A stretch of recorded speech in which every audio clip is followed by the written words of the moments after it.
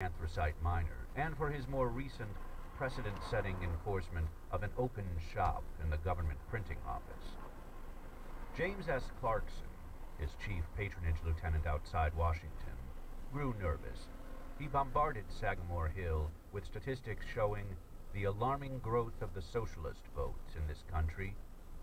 Hearst, he wrote, was a real threat, with enough funds and newspapers, 300 at last count, to alienate every trade union from the Republican Party. He begged Roosevelt to avoid any further gestures toward free labor. This was not the right thing to say to a president who prided himself on being fair. Of course, I will not for one moment submit to dictation by the labor unions, any more than by the trusts, Roosevelt shot back. And that, no matter what the effect on the presidential election may be.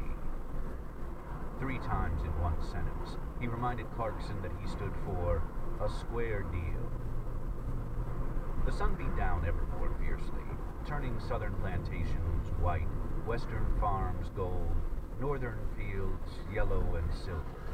It bleached the pale Percherons, working Roosevelt's own 47 acres. Farmers everywhere looked forward to an autumn bounty. But in the shadowed enclave of Wall Street, bears prowled.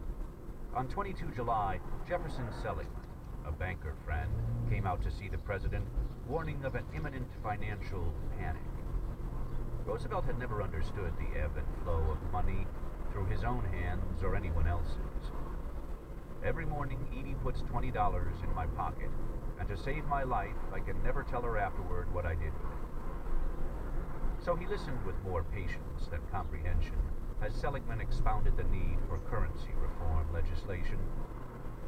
The problem apparently was an inelastic currency, combined with a seasonal need for cash to move America's crops to market. Toward the end of the summer, demand greater than supply caused cash to flow from Wall Street banks to the rural heartland, leaving behind depleted vaults and falling stock prices. Late in the fall, the money began to flow back, but promoters, stock jobbers, and other speculators trembled while it was gone, lest banks call their loans. This summer, the risk looked greater than usual. Continued combination and overcapitalization, not to mention worry over the Northern Securities Company's appeal to the Supreme Court, had created a vast surplus of vulnerable stocks. Undigested securities, J.P. Morgan called them. Roosevelt referred Seligman to Leslie Shaw, who had an emergency plan to transfer government gold into the National Reserves. Then he braced for the strong views his next guest was